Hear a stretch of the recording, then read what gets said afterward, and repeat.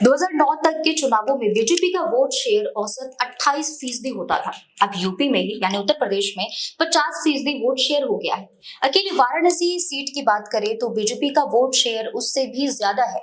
मोदी ने जातीय समीकरण के लिए भी बनारस को एक प्रयोग के तौर पर इस्तेमाल किया है। आइए इसे ऐसे समझते हैं।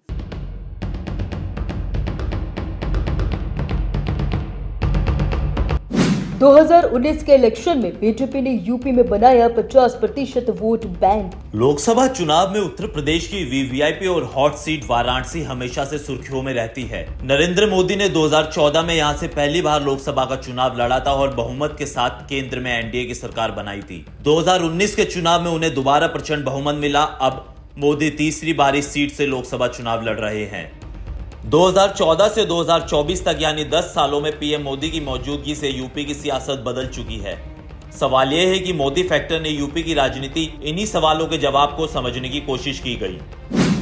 यूपी के चुनाव में रीजनल पार्टियां कितनी अहम। लोकनीति नेटवर्क के नेशनल कोऑर्डिनेटर संदीप शास्त्री ने कहा, 2014 में जब बीजेपी रणनीति बना रही थी तो उन्हें शानदार प्रदर्शन की जरूरत थी। बहुमत के आंकड़े तक पहुंचने के लिए उन्हें यूपी में बेस्ट परफॉर्मेंस करना था। 2014 के बाद से बीजेपी ने उत्तर प्रदेश को अपना बना लिया है।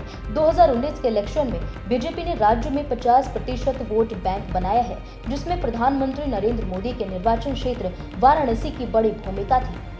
यूपी के गेम चेंजर मोदी।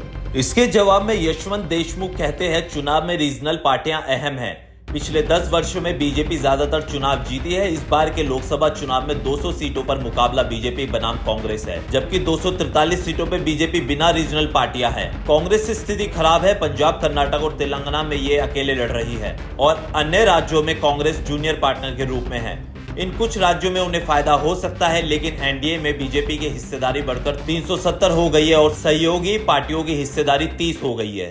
वाराणसी से कैसे पीएम ने पूर्वी और दक्षिण भारत को साधा। यशवंत देशमुख कहते हैं, ये देश पहले से इतना बदल चुका है कि लोग कल्पना नहीं कर पा रहे हैं। वो जितना सोचते हैं कि देश बदल गया है, देश वास्तव में उससे भी ज्यादा बदल गया है। इस बदलाव को एकमात्र इंसान अच्छे से समझता है। वो इंसान है वाराणसी से सांसद पीएम नरेंद्र मोदी। पीएम मोदी ने महिला वोटर्स को लाभार्थियों में जोड़ दिया है। चुनाव में देखिए, ज्यादातर पार्टियां महिला वोटर्स को साधने में लगी है। 2009 तक के चुनाव में बीजेपी का वोट शेयर औसत 28% होता था। अब यूपी में ही 50% वोट शेयर हो गया है। अकेले वाराणसी सीट की बात करें तो बीजेपी का वोट शेयर भी उससे ज्यादा है। मोदी ने जातीय समीकरण के लिए भी बनारस का एक प्रयोग के तौर पर इस्तेमाल किया। ऐसे में मोदी का बनारस चुनना और किन मामलों में अहम है, इसका जवाब देते हुए देशमुख कहते हैं, मोदी का बनारस चुनना चुनाव के लिहाज बहुत अहम हिस्सा इसलिए भी है क्योंकि बनारस की एक संस्कृति धरोहर है। हिंदुत्व के साथ साथ उसका एक जुड़ाव भी है। 1989 के बाद से यहाँ के वोटर हमेशा से बीजेपी के साथ जुड़ा रहा है। बनारस काशी सिर्फ यूपी वाला इशू नहीं है, यहाँ से पूर्वी उत्तर भारत से लेकर कलकत्ता तक का इम्पैक्ट है। जाहिर तौर पर यहाँ से पीएम ने देश भर के वोटरों को मैसेज दिया है। इसके जवाब में यशवंत देशमुख कहते हैं, चुनाव में रीजनल पार्टियां अहम हैं। पिछले 10 साल में बीजेपी ज्यादातर चुनाव जीती है। इस बार के लोकसभा चुनाव में 200 सीटों पर मुकाबला बीजेपी बनाम कांग्रेस है, जबकि 243 सीटों में बीजेपी बनाम रीजनल पार्टियां हैं। कांग्रेस की स्थिति खराब है। पंजाब, कर्नाटक और तेलंगाना में यह अकेले लड़ रही है।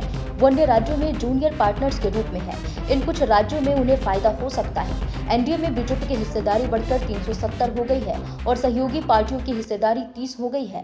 Bureau report, channel 4 news India.